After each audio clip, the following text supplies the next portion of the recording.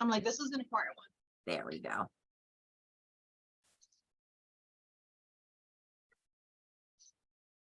All right, whenever. Do you want to start, Monique, or Melissa? Melissa's on mute. I'm not sure if she wants to get started right now, but you can get started. I had pretty much the GME things in addition to a couple extra things, but I think you guys are going to cover mostly everything. Okay. Yeah, that's fine with me. I can go at the end.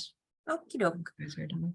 All right, let me just move this over here for a second. Cassie, do we know who's the phone number just so we add them as someone who attended? Or if you're Oh yeah, that's Janine. She emailed me. Okay, perfect. Thank you. All right, let me just get my double screens done correctly here. I want to share this screen, right? This is where I get messed up too. Oh, I've never done it with two screens before. Hold on. All right, can everyone see it? Yep. Not just the presentation view, the actual view? Yep. Yay, I did it right. All right, so Deb, take it away. Let me know when you're ready to click through. All right. So you'll be clicking Yeah, I'll for click me. you. Oh, you're awesome. So how is everybody doing? Hopefully good. First, I want to start out and say thank you for being so patient with the Mass Board's new online system and waiting for information from me. I have been attending significant amount of meetings, 2 hours, twice a week for several weeks now. And we think we got it down. There are still some issues, some kinks that they're working out, which is why I have delayed sending information to everybody because things were changing, from day to day. But what I'm going to go over today should be how it's going to be. I will still provide more information as it becomes available, but this is what we have right now. And this is how it's going to go for this academic or next academic year. So, important highlights below. The Mass Board has gone now live, like we've said. One new thing with the limited license renewals this year, which you've noticed in my emails, GME is going to pay the $100 limited license renewal fee, which is going to eliminate the need for any reimbursements later. Okay, Cass.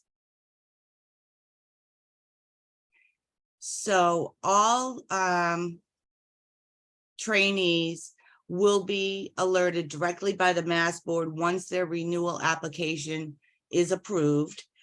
And they'll be able to print and save a copy of their license certificate and renewal application. That is different this year. The Mass Board is also going to be sending the renewal notice directly to the resident. This year, they delayed sending them, which they're going to start sending 180 days before the expiration date every year. This year, it is delayed due to it being so new, and they were waiting for all the institutions to do their part on the website first. The instructions that I sent out to you last week gave the permission to the trainee to begin their renewal. And I noticed almost 30 of them have already submitted their application. What happens is the application comes to me first, and I review it and submit it with payment. So I have applications waiting for my review and my submission to the board. But right now they have all, some of them have started, and that's awesome. So on the new website, when they're completing their application, once it's submitted, I will either let them know of any missing items or any items that need to be uploaded to their application. I will be able to upload it. Trainees can upload supporting documentation as well, but not all of the documents. Some of the documents need to be uploaded by the program director. The program director will receive an email with a special link and instructions to do so. If the program director does not want to go that route and just wants to email it to me, I can also upload it. I can only upload supporting documentation directly from the program director or program coordinator. The trainee is not able to upload like a PD letter regarding a leave of absence. They cannot upload a supervisory evaluation form either. When they're completing the application online, it'll state if a supervisory evaluation form is needed. If so, that form will be pre-populated on the top. They'll just sign it electronically and it will be submitted. An email with that will be submitted to the program director. That then the program director can upload that to the application or send it to me and GME to do that for him. So GME now has access to review the license renewals, to pay the renewal fees, to submit the applications to the board, upload documents that need to go with the application. We also will be able to print and save applications and the limited license certificates as well. The program directors and program coordinators at this time do not have access to the board site to track anything. This is new. With the new online process, it was either giving everybody full permission to do everything or nothing. So this year, what we decided, because everything's brand new, I would go through all the training, I would figure out everything that's needed, do all the licensing this year.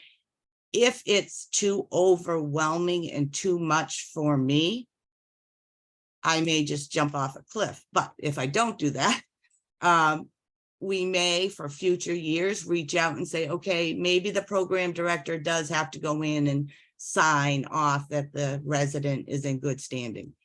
Maybe not, it might not be too much. So for this year, it's going to eliminate a lot of things that you used to have to do in years past. Coordinators will no longer need to log into the site and print out renewal applications. I will do that for them. I will, as soon as a limited license renewal application is approved, I will add that information into MedHub. I think, Cassie, you can go to the next screen anyway. So I will upload everything and keep you informed of all the approvals as they happen, with the tracking spreadsheets that's sent to you often. It'll say approved and what date it was approved on in that spreadsheet.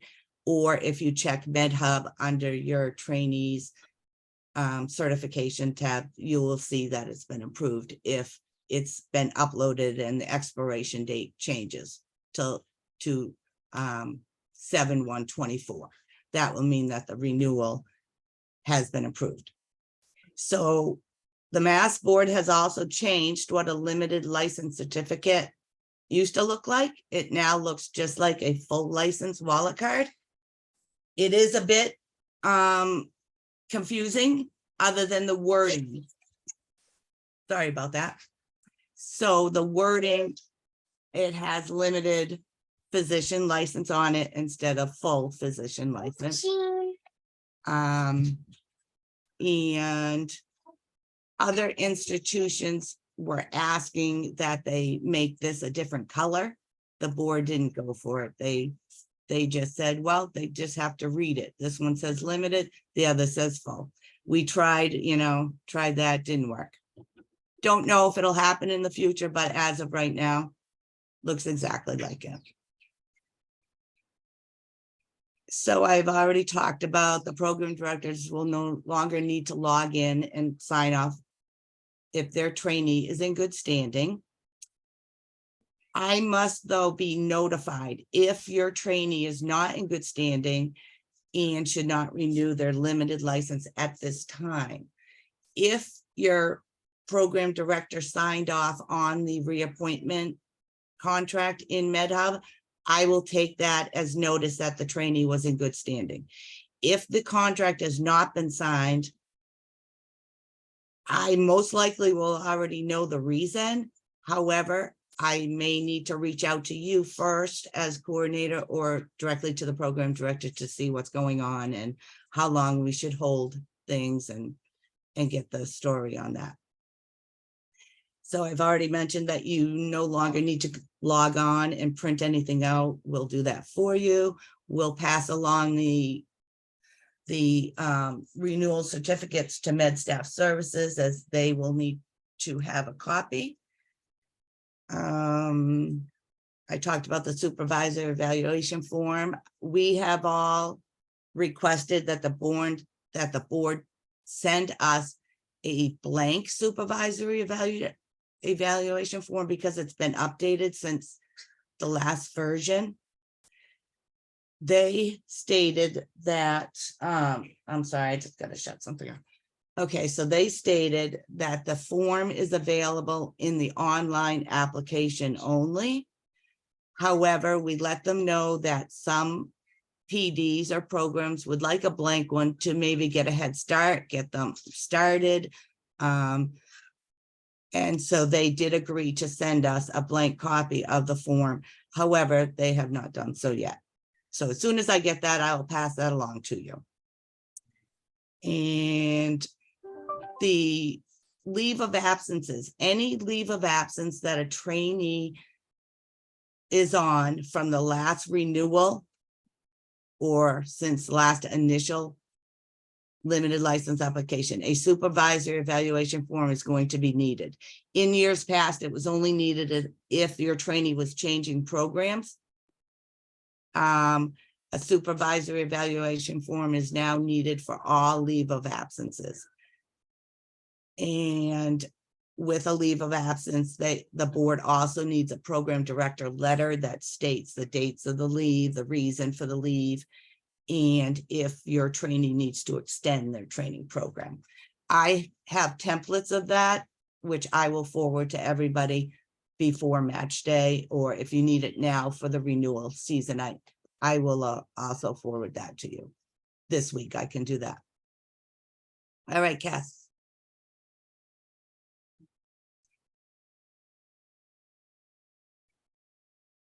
Okay, so are there any questions at all on the renewals? I know I went through that kind of quickly. I have sent out a few emails last week that had so much information that it really didn't make sense for me to copy it and put it into this PowerPoint.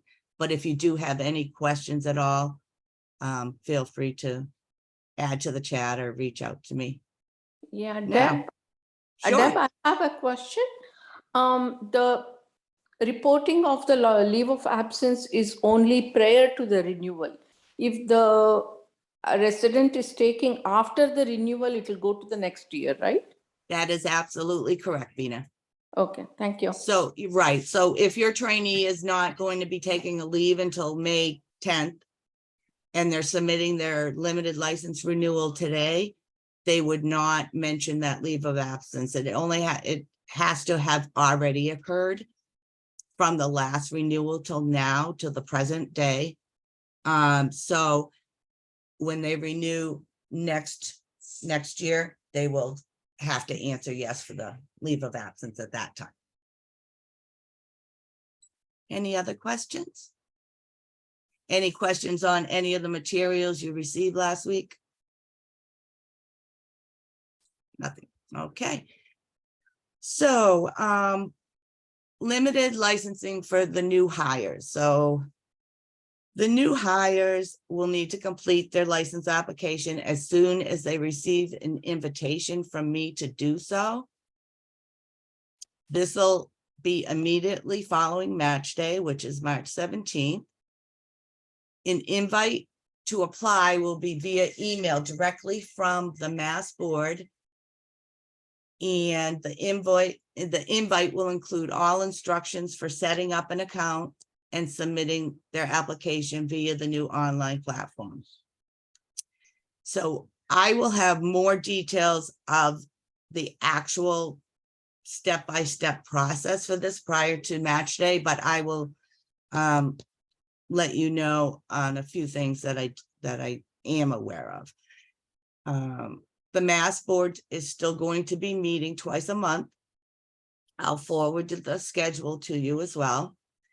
The June 29th is the last meeting before July 1st. And then the next meeting after July 1st is July 13th. So if your trainee, new incoming trainee is not licensed by June 29th, they may not be licensed before July 13th. However, for those coordinators that were here last year and aren't brand new, the licensing board passed a law where they can issue what's called a provisionally issued limited license. What that means is they'll issue a provisionally issued license to your new incoming trainee so that their start date will not be delayed. And then any supporting documentation that the board was waiting for, they will continue the process after July 1st to obtain that information, and then your trainee will then be issued a final limited license. But what's good about that is your trainee most likely will be able to still start your training program even if they're not licensed. The problem there is we need to get approval by the credentialing department, because med staff will only credential a new incoming if they're licensed. But in this case, they are accepting the provisionally issued limited licenses as well, at least for that time frame. So next slide. So GME pays the $100 fee for all initial limited license applications. And one important thing is, even with this new online process, the Mass Board still would like to just deal directly with GME when it comes to limited licenses. If it's a full license, your trainee can definitely contact the Mass Board with any questions or concerns. But when they're applying for a limited license, they should reach out to their program or to GME first with any questions, and we can reach out to the board for them. If the board does send them a letter with missing items, they can certainly, reach out that way, but only if they are reached out first by the board. And one big new thing this year is the Mass Board will accept Med Ed Forms A and B electronically. A Med Ed Form A is it's a form required by your trainee's medical school that has to be sent to the board. The board in years past would only accept an original, which meant it had to come to GME in a sealed envelope. We were allowed to open it and then mail it via UPS overnight mail to the board. This year, they will accept the Med Ed Form A and be uploaded by GME. We have to attest that it was an original and a true and exact copy of the original, which we will do. The board will only accept a Med Ed Form A and B directly from the medical school or uploaded by GME. So a trainee cannot do that. And but this is going to save a lot of time with approvals as well, because the Mass Board really wants to go paperless for everything, and they have agreed to accept things via email or uploaded to the application.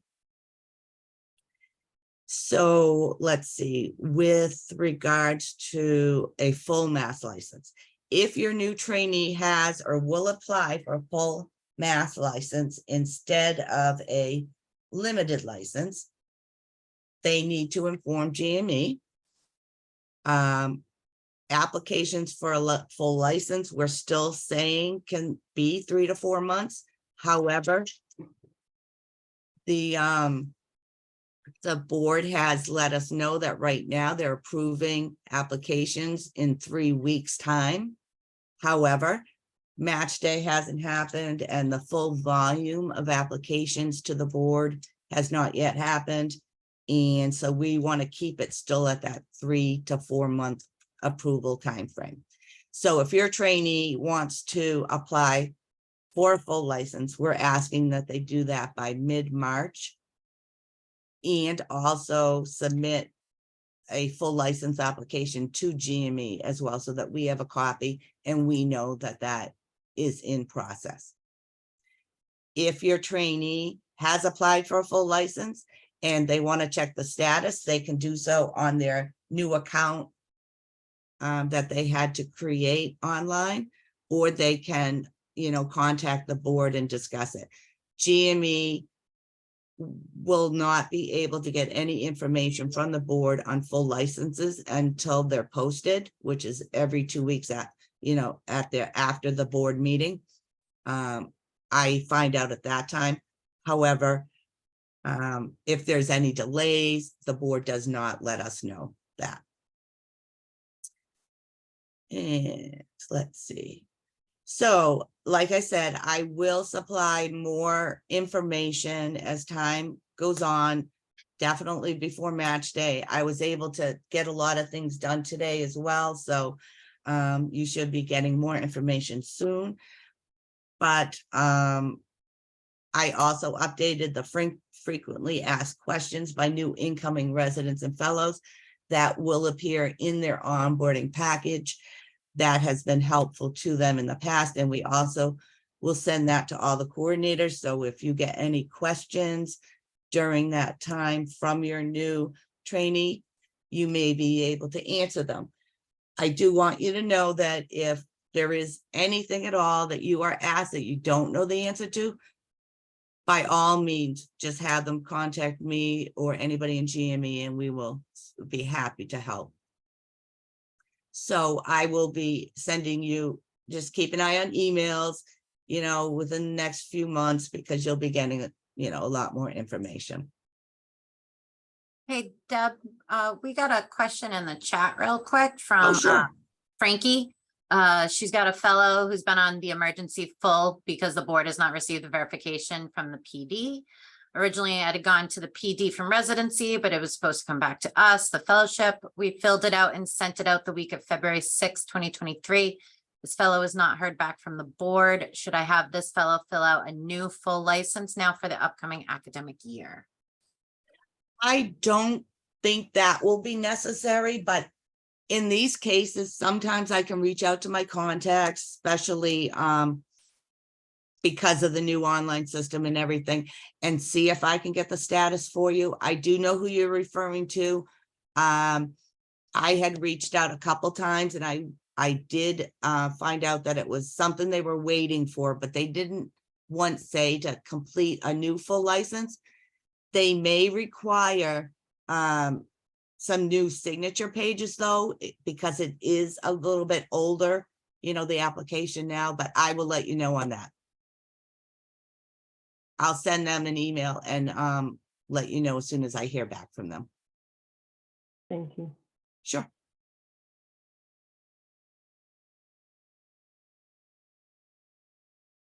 And I think Is that it for you? that's it for me, unless we have any other questions at all.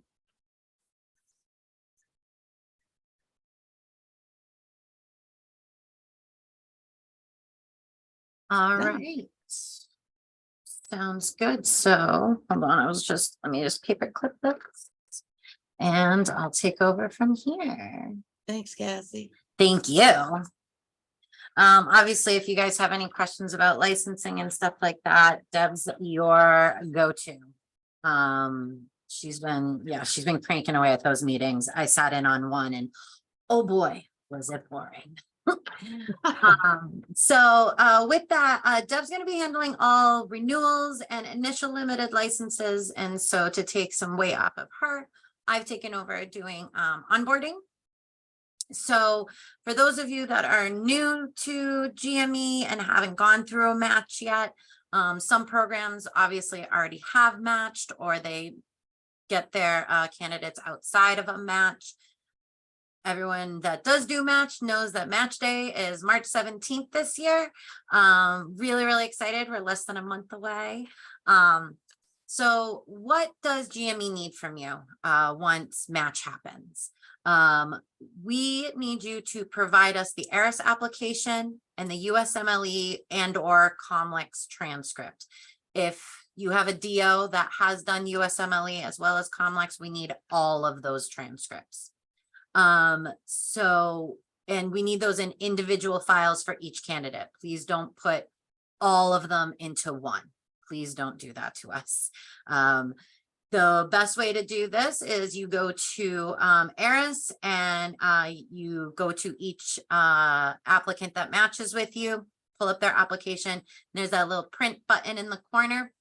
All you need to do is check off my ERIS application and transcript.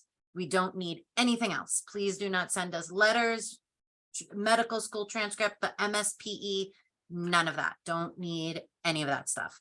Just the application and the transcripts. That makes our lives a heck of a lot easier, please. And then, because we need that obviously for licensing and then for the information for their MedHub account.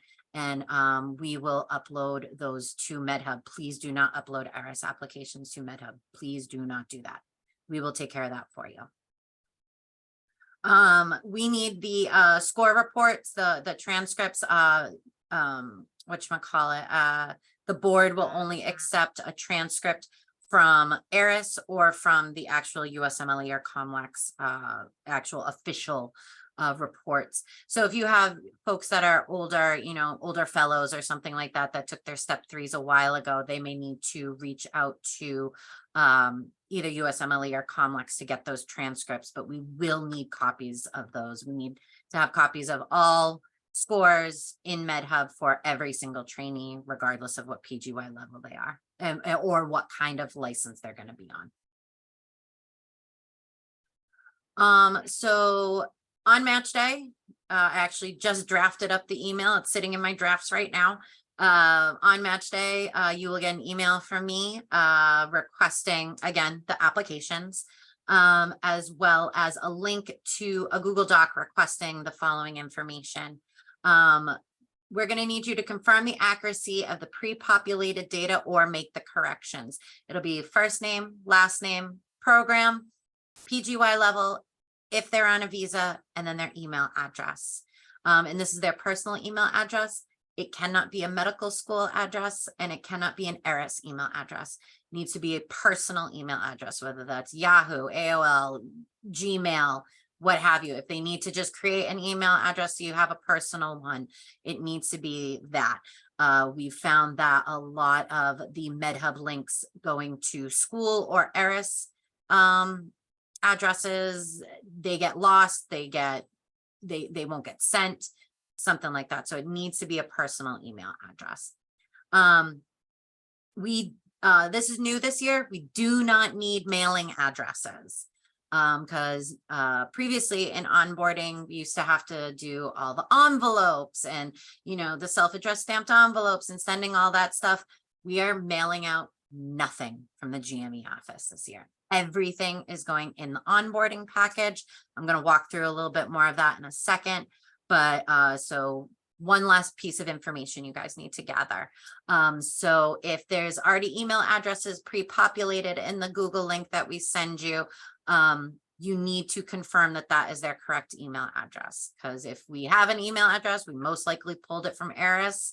And just to confirm, need to make sure that those email addresses are correct.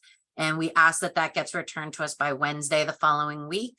That would be the 22nd, I believe.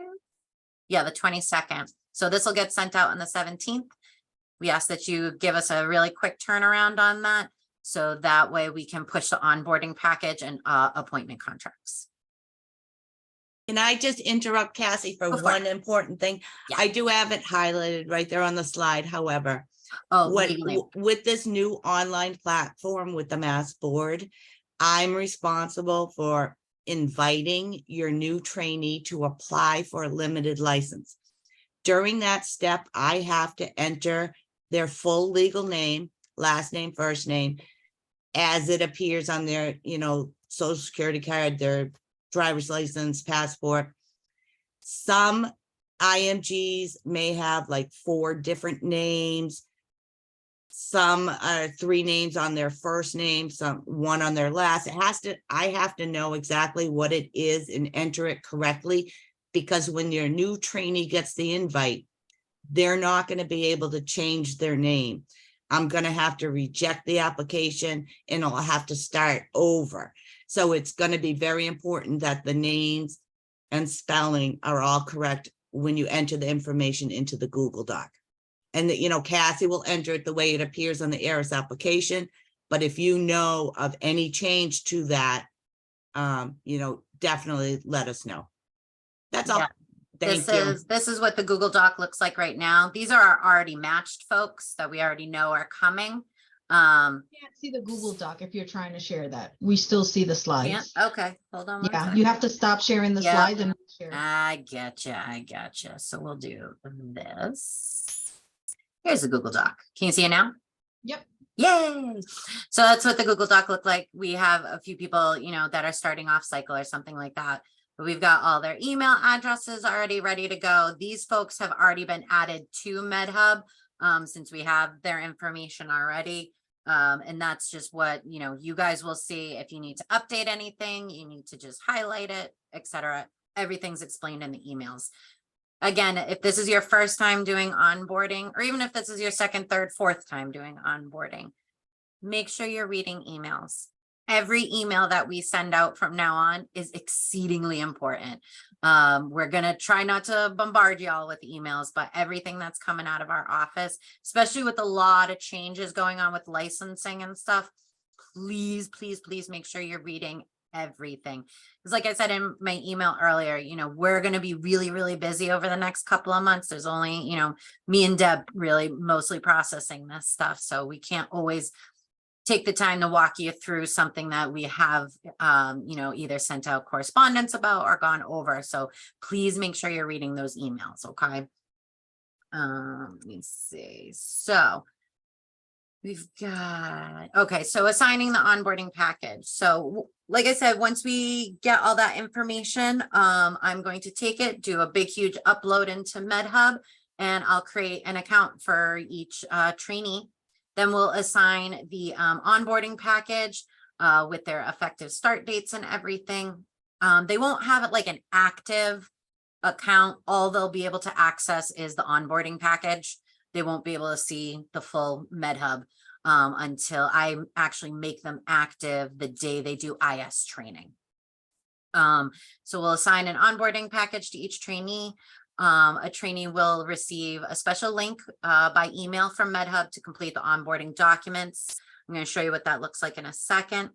This email has been known to show up in the junk or spam or other inbox or something like that. So I will let everybody know once onboarding packages are pushed out. And if, after a couple of days, check in with your folks, make sure they've received it. Maybe they won't start it right away, what have you. But, check in with your folks, make sure that they've received it. If you do run into any issues, people aren't getting it, something like that, let me know. Let me know as soon as you can, and we'll figure out a best way to fix that situation. The employee health packet will be provided in the onboarding package in MedHub, and you're going to return that to employee health electronically via an email address that's provided. So again, that's one of the things we used to mail out and have them mail back. It's going to be completely online now. Again, GME will not be delivering postage prepaid addressed envelopes, not needed. The welcome letter that we usually physically send out, that's going to be included in the email that goes out with the onboarding package.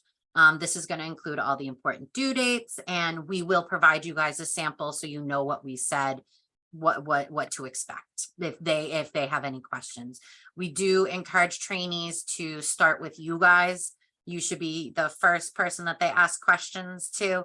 Because again, we're gonna have 200 people onboarding, we got 250 people offboarding, we've got reappointments and stuff like that. So we don't want to get anyone get lost in the shuffle. So we do encourage trainees to reach out to you guys first. The initial limited license application will be online. All the licensing instructions and everything will be included in the package. Credentialing paperwork is going to be kind of a hybrid. Some of it's going to be sent back to MedStaff Services electronically. Unfortunately, the Medicare and Mass Health applications will need to be returned via US mail. Can't email it, can't upload it anywhere. It has to be physically returned to MedStaff Services. More details to follow on that. We're still getting the final particulars from credentialing on that one. The Medicare and Mass Health applications, those are the ones that like have to be completed in blue ink and like have to be signed but not dated. All those instructions will be clearly outlined in the onboarding form. The new hire appointment contracts, when we do deliver the onboarding package, a contract is part of the package. So they'll have the dynamic form, all the other forms that they need to fill out, the licensing instructions, and their appointment contract.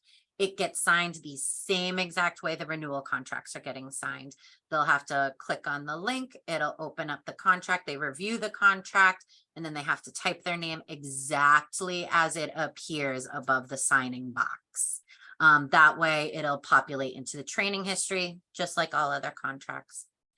For those new, those that have already matched, that are on visas, I have already created contracts for those folks because they need that for their visas.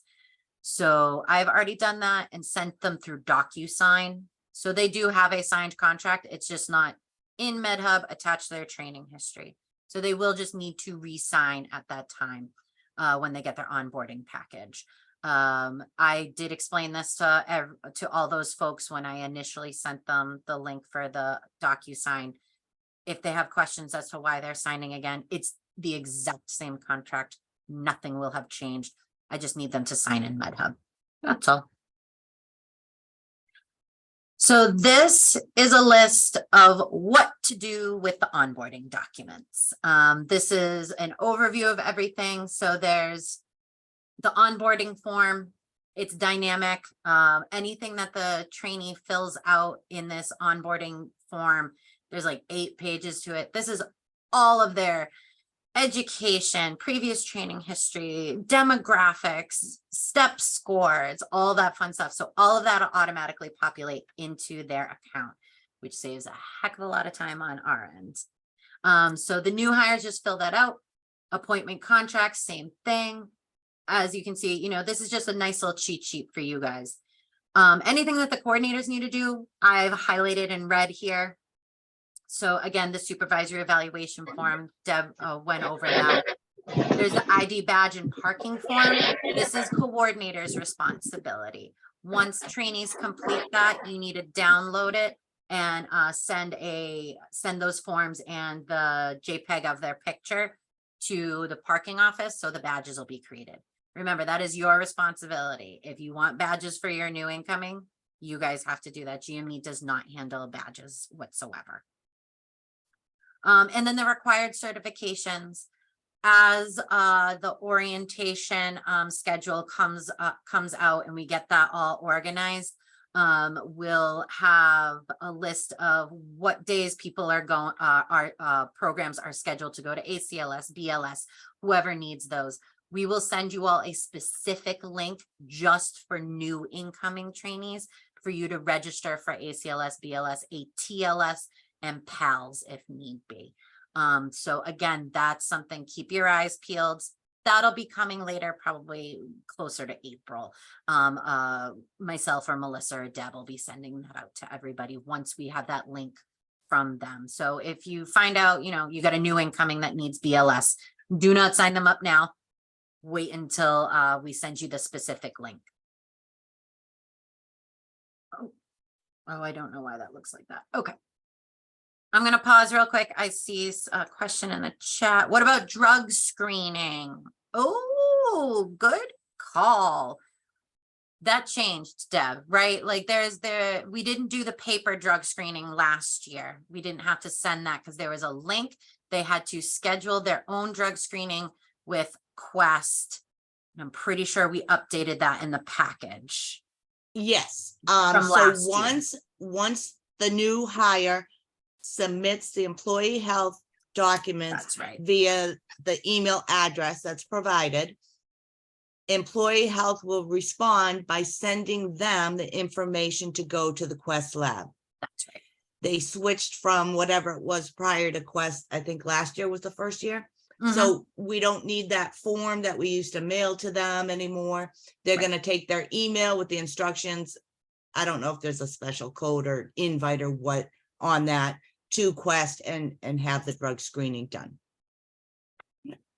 All right, so coordinators, you have complete access to follow along with the onboarding packages. So you don't need to reach out to us, ask what statuses are, where things stand. If a trainee reaches out to you, you're able to check this for them. So I'm just going to show you that real quick. Dump this over here. So let's see, this is my dummy program. So let me just pull me. So when you go to your new incomings account, there's an orientation tab right here. This is there's an old one, obviously, but this is where you can follow along with everything. You know, these statuses, GME updates these. If something's waived or if it's incomplete. If it's required, all that fun stuff. If something's been uploaded, since this is a dummy one, you're not going to see it, but there's going to be a little, PDF icon right here that you can click on to download the document. Like for example, where is it? The ID badge form, the parking form right here. This is where you would get that to deliver to parking. I think that's all that the malpractice form, anything that's in here too, you guys don't need to download and resave to MedHub. Anything, the malpractice sign up sheet form, you don't need to resave that. That's just going to live here. We will always have access to it. All that fun stuff. So, and same thing with the contract. You don't need to download and resave it to MedHub. It's going to just live in their training history over in here. It'll say signed contract. So if you ever need a copy or anything, you can download it right from there. Okay. Where's the button? There it is. Okay, so that's following checklists. I don't know why this is like this. Sorry. So in order to start training on time, 7/1, 8/1, whatever their supposed start date is, a trainee must be licensed, whether that's a full or a limited, by their effective start date. They all must clear employee health. We have an online tracking system that employee health updates, so we'll be able to we'll receive the updates. We'll let you guys know, just like Deb used to send out updates to everybody last year. I too will be sending you updates this year, letting you know where things are. Everything must be done by their effective start date. And all trainees must clear credentialing by their effective start date. And in order to clear credentialing 100%, your trainee must be licensed. If your trainee needs visa sponsorship, they also need to be cleared by the immigration offices. If these conditions are not met, your trainee will be unable to start their training and will not get paid. If they do not start on 7/1 and they're not going to start till 7/7, they don't get paid for those first 6 days.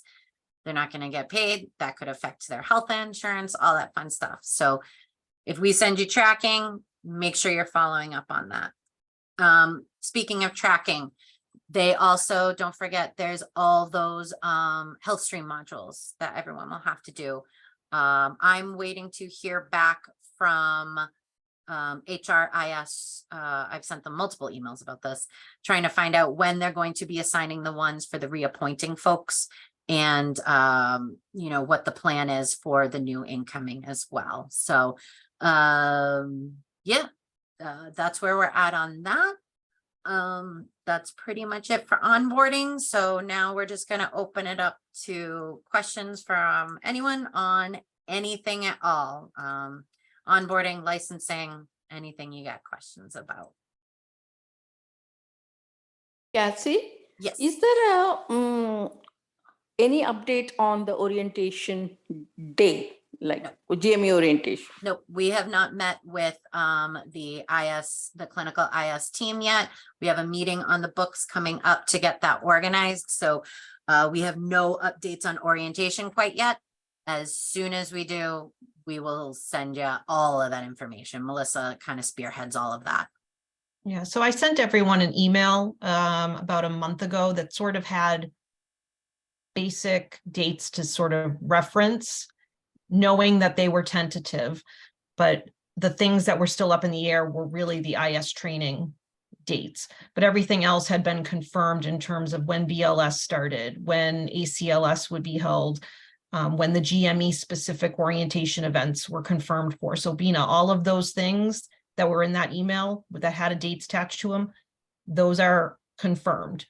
Okay. The IS training is the piece that's still sort of up in the air. And that's why I just want everyone to understand that that's kind of a guide to start thinking about how you might want to plan things. But I really need everyone to sort of stay in the tentative mindset until I can say these are final, because I don't want you to really get into the weeds of planning and then have me sort of upend everything. I have been asking IS to meet since November and have been pushed off, and now it's been escalated to folks above the trainers that we work with most closely.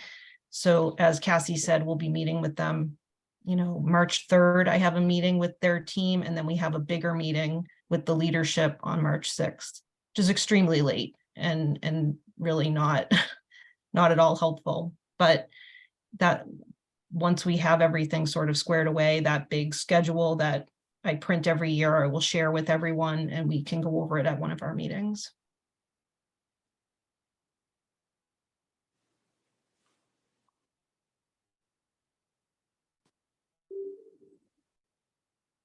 Does anyone have any questions for Cassie or Deb before we move on?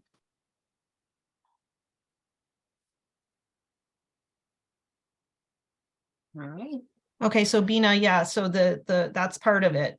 So July 1 is on a Saturday, and we were aware of this, several months ago and started sort of ringing the bell and saying, what are we going to do about this? The last time it fell on a Saturday, I was not here. Several of us were probably not here to know exactly how we handled it. Dr. DeMarco had suggested that we explore the option of doing training on that Saturday for the fellows who in the PGY2s that can't get here until July 1st. I'm hearing that is a very strong possibility, though I've not seen anything to actually confirm that, where I can tell you all that it's absolutely 100% happening. It is definitely on the table. And hopefully after our meeting on the 6th, we will know better. If it doesn't happen, I have said to them, we need to know this sooner than later, because I realize a lot of the programs are probably putting together schedules or starting to think about how the schedules will look. And if these folks that are coming for July 1st can't actually start working until after the 4th, it's going to be problematic. So we are aware of it, and we'll, as soon as I have information to share, I will do so.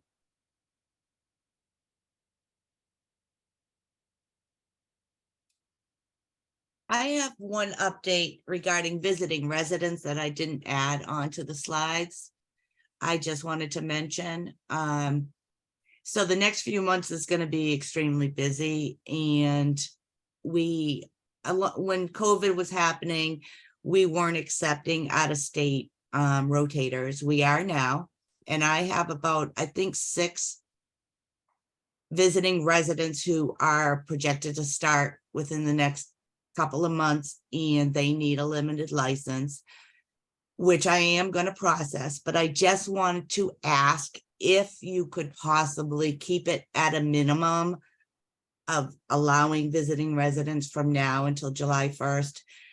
Our first priority, and I'm sure it's yours, is to get our own residents licensed and onboarding. And just to get a visiting resident licensed for, 1 month, some of them right now are 2 weeks. Next academic year, we will only allow them to come for at least a month if they're coming from out of state. But right now, the ones that are already in process, I have to license them for just say 2 weeks. It's a lot of work. And I'm just projecting how busy GME is going to be. And if I could just concentrate on the visiting residents that I already know about, which is probably another 40 or so for the rest of this academic year, that would be perfect. I know sometimes you can't get out of it if you've promised it a while ago, which I'm not asking you to do that. Just if someone reaches out to you tomorrow, says, can I come in May or June? If they're out of state, that answer really has to be no at this point, just because I want to concentrate on our people and our new people coming in. But if you have any questions or concerns, if you do get asked if they can come, certainly reach out to me and I'll see exactly where I'm at. But that's pretty much, I think, how it's going to be. So thank you. And that's been our normal process, Teb, correct? We've usually always asked that during that time, we sort of scale back. Yes, Just based on our ability to get everything done. So yeah, it's thank you just for the reminding last me. couple of years, it's been at a minimum too, just because of COVID Right. related stuff. And Yep. so.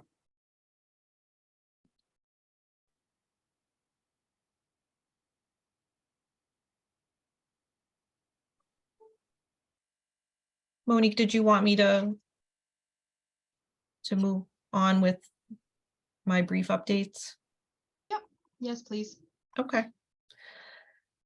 All right, so I have a few brief items, and then Megan has a couple things that she wants to talk about. The first thing I want to just make everyone aware of is Title IX training is now going to be required for all residents and fellows. So Title IX training is required for institutions that receive federal funding, which UMass Chan is one of them. Title IX focuses on sexual harassment and things of that nature. We have worked with the school to have it built into the LMS, and all of the new incoming will be required to complete that. And then annually, everyone will have to complete it in January. Now that we are, well, it may be March because we got a little off schedule. It's due to launch sometime in March for the people who are here. And we felt it's really important to kind of build this back into the required training for residents and fellows, because it does creep up on us where there's professionalism issues. And all of a sudden we realized what happened with the Title IX training. It just sort of dropped off somewhere along the line.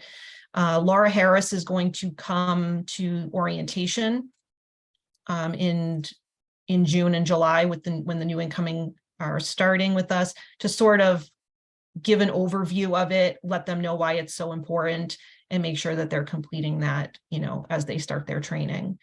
We're still in discussions about whether or not it's actually something that we will manually track, like Cassie does with the health stream and the standards of respect training.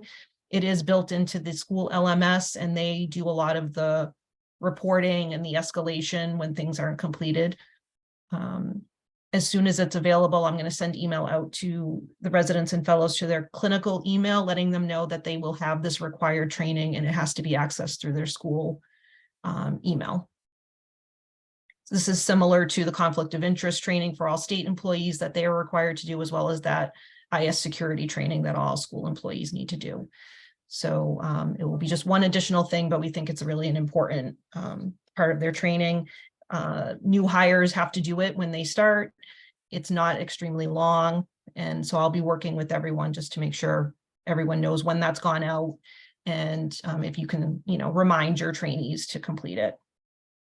GME Appreciation Week is coming up. Next Monday will be the first day, so February 27th through March 3rd. Megan's created a flyer that she'll be emailing out to everyone, and if people could post it in common areas, we'll have some posted by the cafeteria and in the hallways near GME.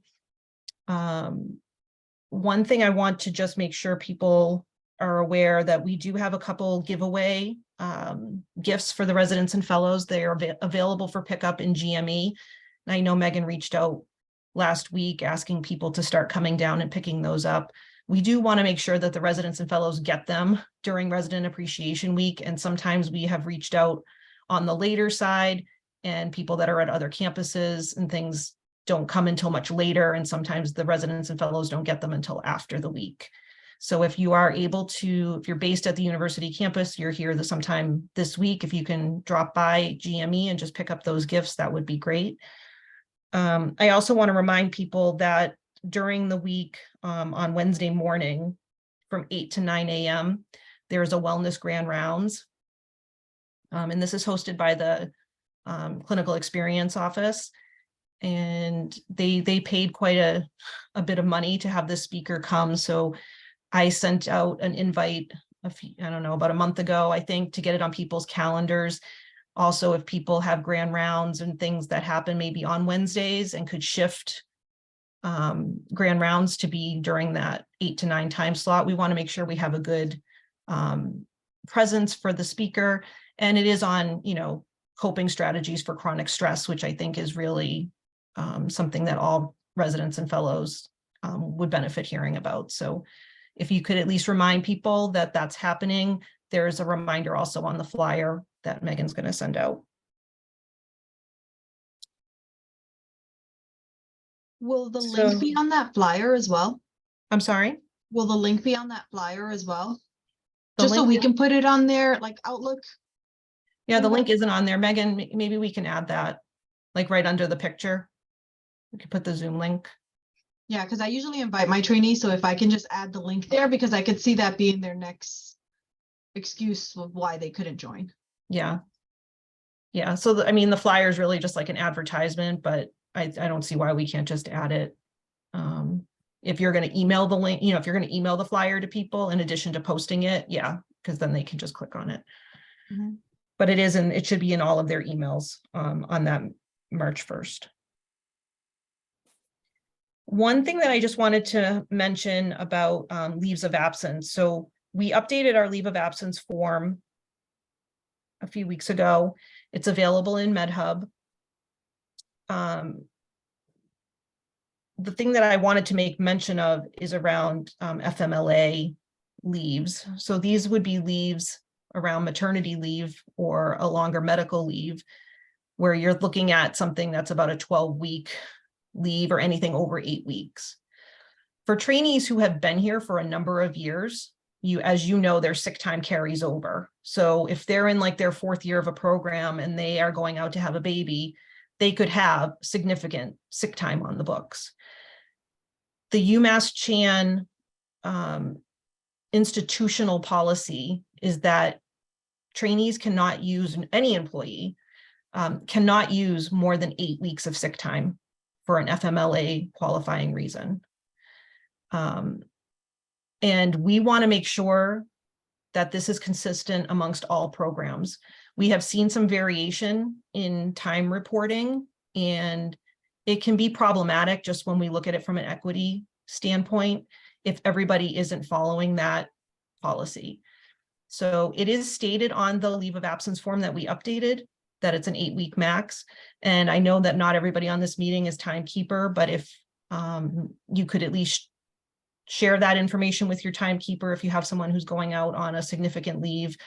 I will be trying to, when I review the leave of absence forms, sending them back to the resident or fellow coordinator and timekeeper, and I will reiterate that. But we really want to make sure that we're sticking to the policy, and we don't want somebody who's been here a long time to get the benefit of taking more paid time than somebody who doesn't have that. So 8 weeks maximum. And like I said, the reminder is on the form, so it should be, much clearer going forward. Can I just pop in on leave of absence stuff real quick? Sure. We've had several people reach out to us, namely PDs, asking about what the GME policy is on extensions. And we do not have a policy on training extension. That is up to your certifying boards. Your PDs should be aware of how long a trainee needs to be in training in order to qualify to sit for boards. We've actually run into this issue a couple of times. That's the whole point of the status sheet. I put the leave of absence on there, how many days the person is out and if they have an extension or not. If you want to just give a quick review of that again, just to be sure that you have everything right. I know when I was in anesthesia, we had to submit every semester, how many months of training somebody has done in order to sit. So just double check your board requirements, especially if people are supposed to be graduating. You don't want them to not be eligible for sitting for their boards if they've had, a significant leave of absence. This is, more than a couple of weeks. This is, looking at your maternities that are several weeks long. So just if you got anyone like that, just maybe do a spot check. And or if somebody is even if they're reappointing, if they need to reappoint off cycle, something like that. So just double check those. If you have any specific questions about that, let me know.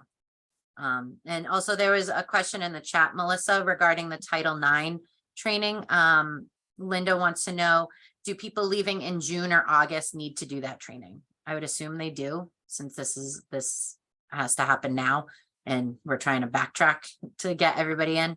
So this is that's one of those, regardless of when. That's one of those tricky things. I mean, the timing will make it so it should be required, though there's nothing in place that says that they, if they didn't do it, that they wouldn't be able to graduate, unless that's something that GME decides we want to, enforce. So we'll discuss that. And Linda, we can get back to you and to all the coordinators just around the timing. I know that this has come up before with like the IS security training, because it's been due at all different times and people were getting ready to graduate in like 2 weeks and hadn't done it and asking if they had to. And I don't believe we enforced it. But that may be different for this Title IX. So thank you for raising it. And Okay, thanks. Yeah, and we'll talk about it and get back to you and to everyone.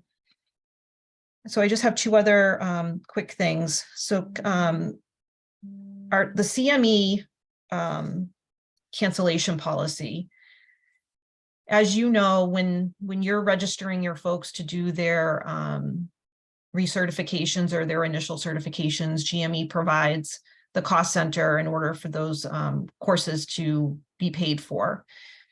We have had a few instances over the last couple of months where people are canceling extremely last minute.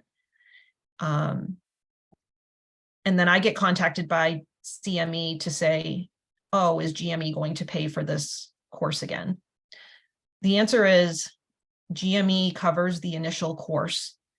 If somebody gets stuck on service or didn't have their time protected and realizes they're not going to be able to go, and they're taking up somebody else's spot for one thing, but we're not able to cover continually funding the registration for those.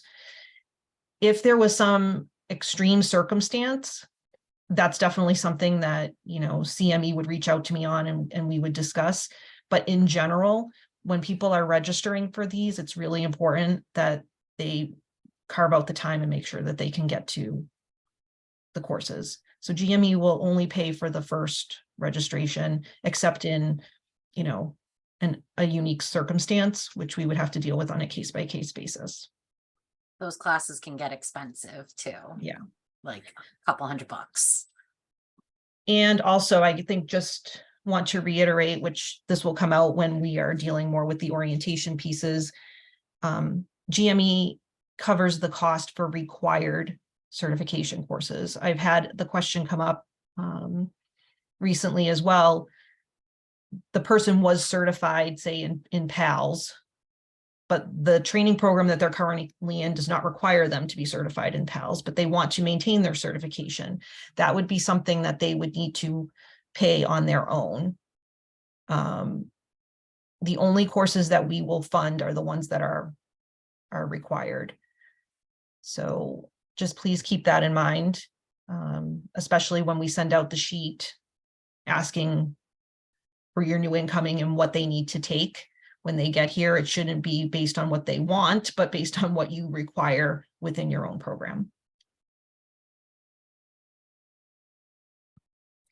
And then lastly, exit interviews for the folks who are going to be graduating. I sent out last week an email that had a bunch of links to a Google Doc that summarizes all of the main pieces of information that they might need to deal with as they're approaching their graduation date, to help explain in more, well, to explain in person versus through them reading through all of the material that was sent. I will hold 3, maybe 4 exit interviews that will get scheduled in May and the very beginning of June. And we ask that all residents and fellows who are graduating June 30th or by September 30th register for one of those sessions. When folks are completing training off cycle, so if you have somebody that's ending in, October, November, December, I usually follow up with them at the time that they're graduating and provide the same information, the link to the recorded exit interview, and make sure that they're all set with any information or any questions that they have before they leave the university. When I sent out the email, a coordinator reached out to me with a good question, which I'll clarify for everyone. The exit interviews are not for change of program people.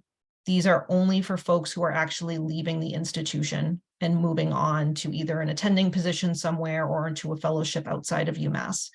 So if you have people who are graduating, but they're going into another program, they would not need to do this. Most of this information will only apply, or all the information will apply to them when they are leaving the university. So I think that that's it for me, except I will just briefly say with orientation, and I think I mentioned this at the last meeting, we have our kickoff meeting with HR, I think at the very beginning of March. The Google Drive that we used last year, I will be sending out access to that again for all of you. Any of the documents, any of the required information that we're collecting, that will all be in the Google Drive. When I send out reminders, I'll always be, directing you there, because that's where you should be able to find the most up-to-date information. It seemed to work really well last year, so we're going to continue with that. And again, once we know about IS training, we'll confirm that. And yeah, I think that that's it for now. So thank you for your patience, and we'll get you the information as soon as possible. Megan, do you want to just talk about lab coats and the apartment listing? So just quickly, guys. So first off, lab coats and scrubs, I just want to thank everyone for filling out the survey for me and getting that back, because that was huge for us when we were going to create the survey. So we were able to customize the survey this year for those programs that only need lab coats will only get the link for lab coats. Those programs that only need scrubs will only get scrubs, and so on. So I think there's going to be a lot less confusion this year than there was maybe last year. Some programs don't need either. They don't need lab coats from us or scrubs from us, so they're not even going to get the link. So Cassie, when she sends that out, right, Cassie, there's a way for you to not even send it to them. So if they reach out to you saying they didn't get anything, they're not supposed to get anything. Also, we sat down and had a meeting with Trippies. So they are using a new vendor this year. So there is a new size chart that's in the survey for everybody. So they just have to really make sure that they look at the size chart to determine, what they're going to need. The only thing that is a little different with the scrubs this year, last year, the tops and bottoms came as a pair. This year, they're different. They get to pick a size for the top and pick a size for the bottom. So I think that's really important for you guys when you receive the order, is to just kind of go through, you know, your scrubs and make sure you have your tops and your bottoms. So that's a little bit different this year than it was last year. But we're still hoping that it's going to be less confusing this year. So I think that's it for lab coats and scrubs, unless anyone has any questions. Want to just mention the chief resident one as Oh, well. yeah. So, yep. So the survey did go out. I did CC all of you, so I know you're all aware that that did go out. We've gotten quite a bit of responses already, which is great. So I think we got about 25 to 30 responses so far. The date that we needed was moved up a little bit this year, just to ensure that we do get, you know, the chief resident and for the incoming earlier this year than we did last year. And then apartment listings. So we're finalizing the apartment listing for onboarding currently. So that's going to go out with the onboarding packet. This list includes all of the complexes that we've used in the past. They're everyone that's verified. So that's what's going out in the apartment listing. We are having some people call us or email us and ask us if we can, you know, they have a house or a room for rent that they want us to send out. And we're just not doing that anymore for people that aren't like trusted sources. You know, someone just calls off the street. We're not forwarding that information anymore. However, if we do have a resident that has a room for rent, or somebody, you know, in the program that has like an apartment for rent, you guys can feel free to share that information. We're just not sharing anyone off the street anymore.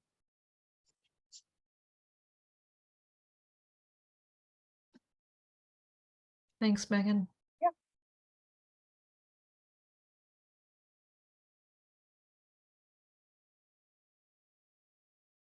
Oh, you're muted, Monique. I know, I was like, man. Anyway, I think that's everything we had at the moment. I am also going to put in the GME coordinator survey again. The link, it's in the chat. So if you guys didn't get a second to click on that earlier in the meeting, please take a couple minutes and complete it. Shouldn't take more than like 2 minutes. There will be an email as well with it. It was also in the newsletter. We're just hopeful that we can get some replies by the deadline of the 3rd of March. So please complete the survey so that we have some feedback and can improve our meetings and how we get you all of the information that's needed throughout the year. So that's pretty much everything we had. I don't know if you guys have any other questions, anything you may want to bring up.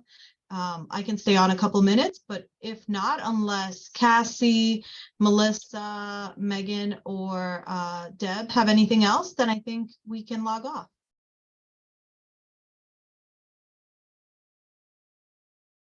All right, guys.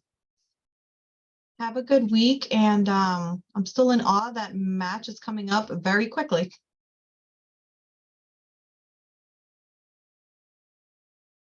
Bye, everybody. Bye. Thank you. Everyone, thank you.